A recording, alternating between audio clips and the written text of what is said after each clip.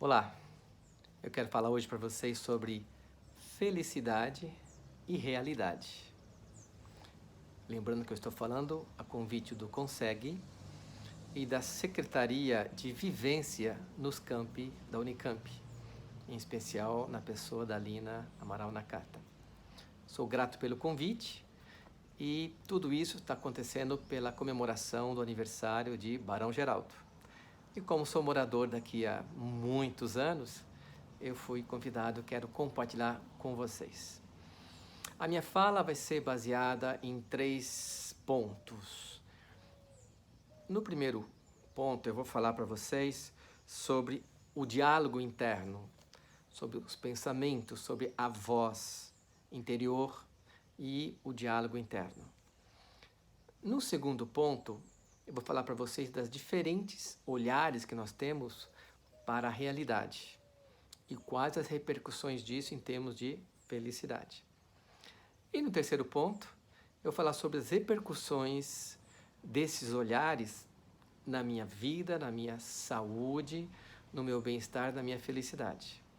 E saúde, por quê? Afinal, eu sou médico. Então, começando, eu quero me apresentar para vocês. Meu nome é Adailton Salvatore Meira. Eu sou médico formado na Unicamp e vim morar em Campinas em 78. Isso mesmo, há muitos anos atrás. E acabei ficando por aqui, me apaixonei por essa cidade e continuo vivendo por aqui.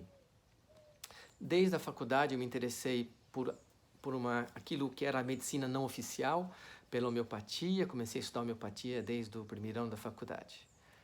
E também fui atraído para ser um obstetra, um ginecologista obstetra, mas não com a visão cartesiana, mas sim com uma visão holística, né? Então, desde o começo eu sempre juntei esses estudos daquilo que não era oficial, né? Não... E fui fazer residência em ginecologia e obstetrícia. Depois eu fiz um estágio na França, em Paris, com um hospital onde fazia partos na água, partos deitados de lado, partos de cócoras. E voltei para o Brasil e comecei a fazer esses partos todos. E tenho me especializado na saúde da mulher. Então, depois da homeopatia, eu fui fazer acupuntura. E aí eu comecei a estudar e ter uma vida taoísta. Comecei a estudar alimentação, nutrição, nutrologia, estudei iridologia, psicossomática. E fui indo nesses estudos. Também estudei a nova medicina germânica, a medicina de Hammer, que é uma outra visão da medicina, da doença. E finalmente, de 11 anos para cá, eu tive uma experiência com a constelação familiar sistêmica que mudou a minha maneira de olhar o mundo, a doença, o sintoma e a minha própria vida. E desde então eu me tornei constelador, e tanto individual como em grupo, como também formador de constelações, então dando cursos e palestras em vários lugares do Brasil e no mundo. Muito bem, então vamos falar sobre felicidade e realidade. Antes de mais nada, vamos definir felicidade. Felicidade é um estado de espírito, é algo interior, que não depende do que está acontecendo lá fora. Então, felicidade. E realidade, né? Felicidade. Realidade é aquilo que é real, é aquilo que você considera a verdade. Mas a verdade é o seu olhar da realidade. Tem um pouquinho de interpretação no conceito de verdade. Realidade é aquilo que é o ato e o fato cru, exatamente como ele é. Nosso primeiro ponto, eu disse, é o diálogo que existe na nossa cabeça, o pensamento, as nossas ideias, a nossa visão de mundo. Então eu vou distinguir 2 questões. O primeiro, que é o diálogo interno. O diálogo interno é aquele que nós ficamos pensando o tempo todo, mas esse pensamento ele tem a ver com aquilo que me foi dado, com aquilo que me foi ensinado, com aquilo que vem dos meus pais, com aquilo que vem dos conceitos de religião, com aquilo que vem do país onde eu moro, da minha raça. Então, são ensinamentos, são conceitos que me foram dados. Então, quando eu entro no meu diálogo interno, eu me relaciono com tudo isso. e eu acabo vendo o que é certo e o que é errado por esse prisma. Então, esse é o meu diálogo interno. Mas existe uma outra parte, que eu chamo de voz interior, que não tem nada a ver com isso, que tem a ver com a essência, tem a ver com a intuição e tem a ver com algo completamente descompromissado e desconectado desse conceito, desse conjunto de pensamentos e verdades que nos foram dadas. Com os nossos pais, nós entendemos o que é certo e errado pela visão deles, que tem um pouco de religião. E aí, para eu pertencer, para eu ser aceito por esse grupo, eu preciso seguir essa norma, eu preciso seguir esse pensamento do que é certo e errado segundo a minha família. Já a voz interior não tem compromisso nenhum com nada disso. Ela é autônoma e ela me desperta pensamentos, desejos e vontades que não estão conectadas com isso que é a boa consciência. É o que é o certo e errado. Então aqui eu posso dizer que nós estamos conectados com a má consciência, porque nega isso.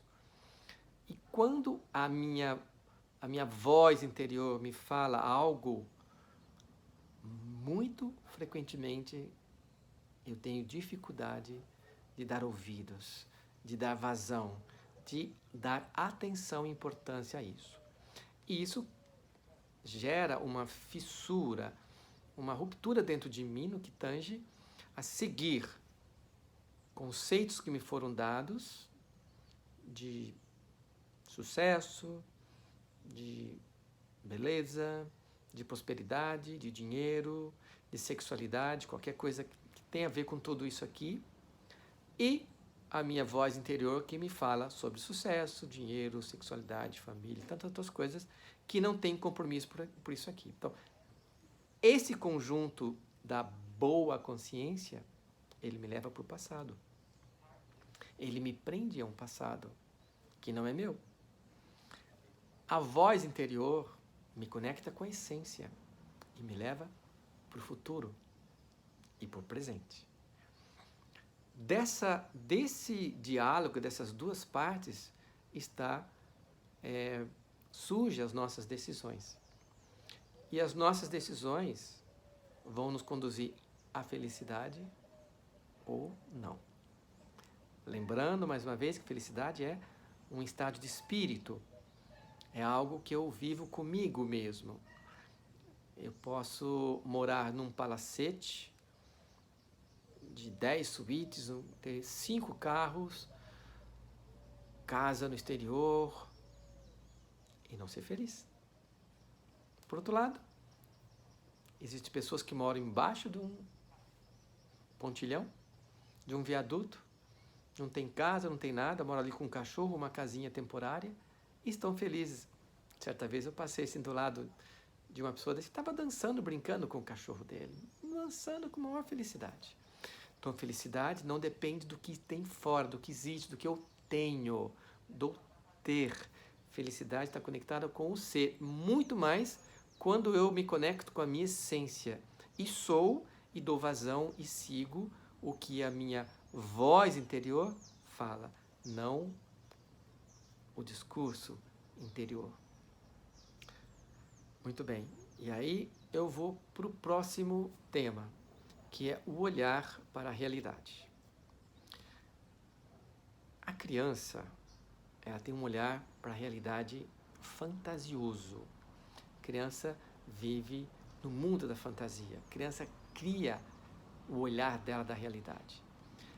Até 5 anos, nós temos um tipo de onda cerebral que capta muito mais, capta emoções, capta intenções, né? Desde o útero, nós já temos esse tipo de vivência.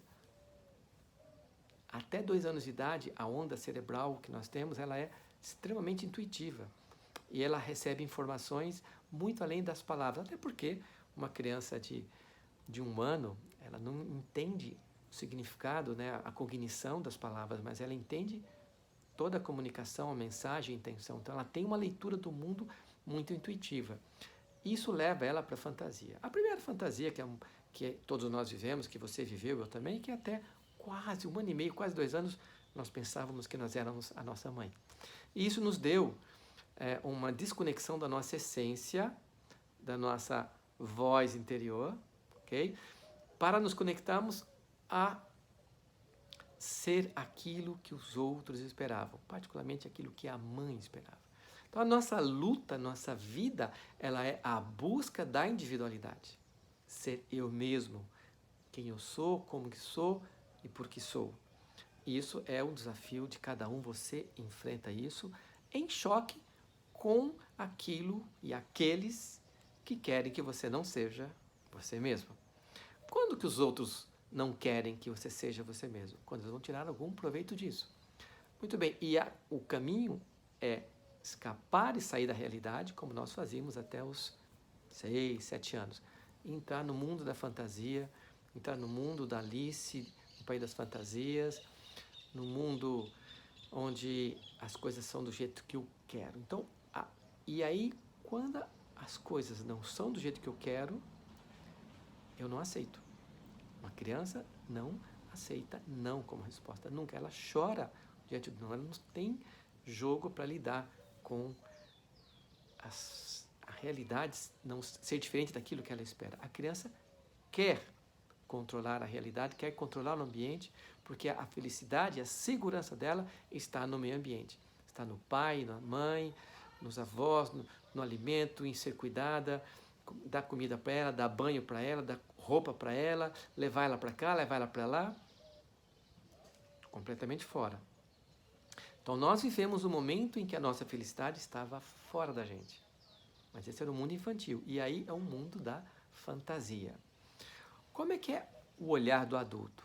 O olhar do adulto é o olhar da realidade. Na realidade, as coisas são como são. Só que eu relaciono nesse aprendizado de 7 anos, os primeiros 7 anos, que eu fico muito mais feliz quando as pessoas são aquilo que eu gosto. Quando a realidade é aquilo que eu gosto, que eu gostaria. Eu ligo a minha satisfação pessoal, a minha sensação de satisfação, de felicidade, com o fato das coisas acontecerem do jeito que eu gostaria. Então, quando, por exemplo, uma mulher se casa com um homem, ela gosta de algumas coisas dele e de outras não. Então, aquilo que ela não gosta, ela vai querer transformar para ajudá-lo, para melhorá-lo. Então, ele tem, sei lá, ele gosta de beber bebida alcoólica, mas ela vai ajudá-lo a deixar a bebida alcoólica. Estou dando um exemplo, tá? O mesmo acontece com homens e mulheres, mas ele é mais frequente nesse sentido que eu estou dizendo, em relação das mulheres em relação aos homens. Então, isso significa que não há uma aceitação. Então, quando eu olho para alguém e eu não aceito ela como é, eu gostaria que ela fosse outra pessoa. E se ela for outra pessoa, por exemplo, como eu disse, se ele parar de beber, eu vou gostar mais. Então, eu não estou gostando do jeito que ele é, não estou me relacionando com a pessoa do jeito que ele é. Eu estou me relacionando com aquilo que eu gostaria que ela fosse. Então, eu saí da realidade. Eu não estou mais olhando para o fato daquela pessoa ser daquele jeito, com seus defeitos e suas qualidades. Eu aceito as qualidades, eu não aceito os defeitos. E isso vale para tudo. Vale para a política. Não, a coisa não está assim, não está do jeito que eu quero. Seria muito melhor se fosse de outro jeito. Mas do jeito que está, é o jeito que é. Seria muito melhor se não tivesse pandemia. Não sei. Isso trouxe modificações e ainda muitas outras que haverão de chegar para as pessoas individualmente, para os países e para o mundo. É uma realidade que hoje abrange o mundo todo. Vai ser bom se tudo voltar a ser como era antes. Não. Como? Nunca vai voltar a ser como era antes, porque existem fatores novos. Então, eu fico brigando com a realidade. Quando eu não aceito a realidade, eu entro com um olhar infantil. E aí eu saio da conexão com a minha essência e vou me conectar com aquilo que eu gostaria que o mundo fosse do jeito que eu gostaria de outra maneira. Não quero mais esse negócio de pandemia. Então, mas é o que está, é a realidade. Então, quando eu tenho o olhar da realidade, eu vejo para tudo como é, tudo exatamente, e quando é, e eu aceito tudo como é. Isso gera em mim uma tranquilidade. E aí tem duas coisas. Vamos complicar. Tem eu aceitar e tem eu concordar. São coisas diferentes? Sim. Eu, para tirar dinheiro no banco, eu tenho que entrar na fila. Eu aceito entrar na fila, porque é a minha única maneira, eu preciso chegar ao caixa eletrônico. Mas eu posso não concordar com aquilo. Eu posso olhar para o meu pai e aceitá-lo como é, o que é raro. Mas eu posso não concordar. Entenderam? Então, eu posso aceitar e concordar com algo. Eu posso aceitar e não concordar. Então, eu aceito o meu pai do jeito que ele é, do jeito que ele foi, com as imperfeições dele, do jeitinho, sem o olhar da minha mãe, mas do jeito que ele é. E aí, com algumas coisas eu posso concordar, com outras não. Tá tudo bem. Eu posso aceitar sem concordar. E como é que é o contrário? Como é que eu concordo sem aceitar? Né? Eu posso concordar com algumas coisas que acontecem sem aceitá-las completamente. E aí eu saio da realidade. E aí eu entro num outro campo. E finalmente eu posso não aceitar e não concordar. Quando eu não aceito e não concordo, eu saio da realidade e vou para o mundo da fantasia total. A realidade, ela é a única, vamos dizer assim, o único elemento, a única coisa que existe de real. Com ela eu me conecto com a vida. Com ela eu me conecto com a minha essência, com as pessoas, tal como são. Então, quando eu digo, existe uma palavra que é assentimento. Quando eu dou a concordância, eu digo sim à vida, eu digo sim às pessoas como são, eu digo sim à minha mãe, sim a meu pai, eu me conecto com uma realidade que vai me trazer leveza, porque eu saio desses conceitos do como eu gostaria que fosse a vida, como eu gostaria, seria melhor se meu pai não fosse alcoólatra. Não sei, eu sou o que sou graças a ele ser do jeito que ele é. E se ele o é por algum motivo, por a história de vida dele, por aquilo que ele passou, e eu não posso e não devo julgar. Não devo julgar a realidade, porque quando eu julgo, eu estou criando a possibilidade de não aceitar. Muito bem. E tudo isso, então, vamos recapitular, nós estamos falando sobre felicidade e realidade. Descrevemos a felicidade, falamos do olhar, falamos de aceitar e não aceitar a realidade, falamos do diálogo interno, que é a nossa mente confabulando com o passado, com aquilo que nós aprendemos, e nossa mente e uma voz que surge fora do controle e que nos fala de coisas que nós não concordamos, né, de fazer. E às vezes fazemos e seguimos. E não existe culpa ao seguir e fazer coisas que a minha voz interior me fala, embora essas coisas estejam desalinhadas com a boa consciência. Muito bem. E o que tudo isso tem a ver com felicidade? Ora, se a felicidade é um estado de alma, é um estado de concordância, de assentimento, onde tudo está como deveria estar, é necessário que o meu olhar seja um olhar sem julgamento, sem preconceitos, seja um olhar livre, seja um olhar leve. Para isso é fundamental que exista a humildade. E essa humildade vai me levar ao nosso terceiro ponto, que é repercussões disso na minha vida, na minha saúde e no meu corpo. Então, toda vez que eu digo sim à vida, às pessoas, a tudo como é, eu me conecto com a minha essência. E eu venho para o meu caminho. E às vezes esse caminho, ele é fora. Então, ele é fora daqueles conceitos da boa consciência. Por exemplo, no que eu falei, fazer uma medicina que não é concorde, que não é uma medicina cartesiana, é uma medicina que não é aprovada pelo sistema materialista. Nós estamos falando de uma visão holística, estamos falando de cura quântica, estamos falando de cura pela palavra, pelo pensamento. São assuntos que são científicos. dentro da visão fenomenológica. Mas alguma coisa me diz ali, fica me ligando com algo. E aí, se eu estou fazendo algo, uma medicina, um trabalho, uma vida, que não está de acordo com a minha voz interior, e sim de acordo com o meu diálogo interno, eu me desconecto da realidade. Eu saio do meu caminho. Então, um grande exemplo que eu uso é as pessoas que vivem para cuidar dos outros. É lindo, é maravilhoso ser bons samaritanos, colocar os outros em primeiro lugar, viver para cuidar dos outros. Por outro lado, não deixa de ser uma fuga. Uma pessoa que vive para cuidar dos outros, a salvadora e salvador de todos, deixa de viver a sua própria essência, a sua própria vida. Ele se distancia do chamado da alma dela.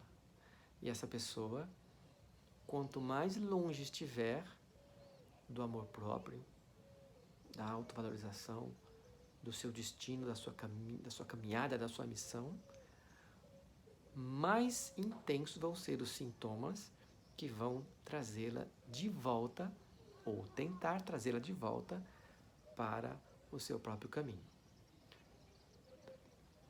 Uma desses elementos é a sensação de infelicidade. A pessoa não está bem, não se sente bem. E a infelicidade está muito relacionada com medo e com a tristeza. E a tristeza, quando cresce, junto com o medo, leva à depressão.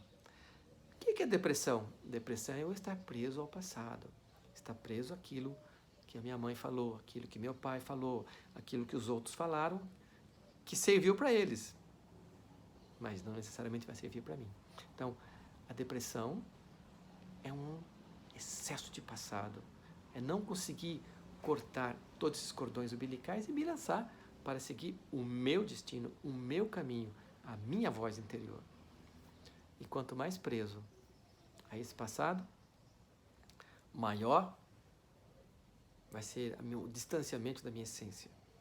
Mais longe eu vou estar. E quanto mais longe estiver, mais intensos serão os meus sintomas. Tristeza é um sintoma, depressão é uma doença emocional. Mas existem as doenças físicas, que os sintomas, as gastrites, né? Os problemas de pele, de pulmão, existem as pneumonias, existe mesmo o câncer, né? Que é um chamado à vida. Acorda! E as pessoas que desenvolvem, não câncer, e acordam para a vida, se curam, porque eles ouviram, entenderam e voltam para a sua essência, para o seu chamado, se respeitam, se valorizam, conectam com a realidade e não como o mundo gostaria que fosse, não com a visão de mundo que gostaria que fosse, e assim vivendo a realidade, a doença cumpriu a sua função. A doença tem uma função, que é me trazer de volta para mim mesmo, fazer eu parar, fazer eu meditar o que eu estou fazendo, agindo na minha vida hoje, que não está de acordo com o meu caminho, com a minha verdade. No que eu estou tentando me enganar? E aí vem os sintomas. Então, quando eu dou ouvido à minha voz interior, não ao meu diálogo interno, eu me coloco com humildade, porque eu vou ouvir, eu vou aceder, eu vou concordar com novas ações, com novos pensamentos, com uma nova realidade de vida, onde eu volto para a minha essência, respeito e recupero o meu amor próprio. E assim, eu posso ser feliz, independente do ter, porque eu estou conectado com o ser. Em resumo, eu queria terminar com 2 frases que eu quero levar para você pensar. A primeira é, se você consegue repetir várias vezes que eu digo é assim, 100, 200 vezes. Tudo está como deveria estar. Essa frase, ela tem um sim à vida embutido nela. E a segunda é, eu em primeiro lugar, que também tem um sim a mim, ao meu destino, a mim mesmo, embutido nela. E, obviamente, alguns de vocês podem pensar que isso seja egoísmo. Egoísmo é o outro que quer que eu pense nele e não penso em mim. Quando eu penso mais no outro e não penso em mim, eu estou perdendo meu amor próprio. Então, quando eu digo eu, em primeiro lugar, eu recupero o meu amor próprio, eu me valorizo e me coloco a serviço da vida. Tá aí. Um abraço para você, espero que tenha gostado. Estou à disposição para dirimir qualquer dúvida que possa existir. O meu e-mail é meu nome mesmo, é adailtonmeira@me.com. Tá? Meu abraço, estou à disposição.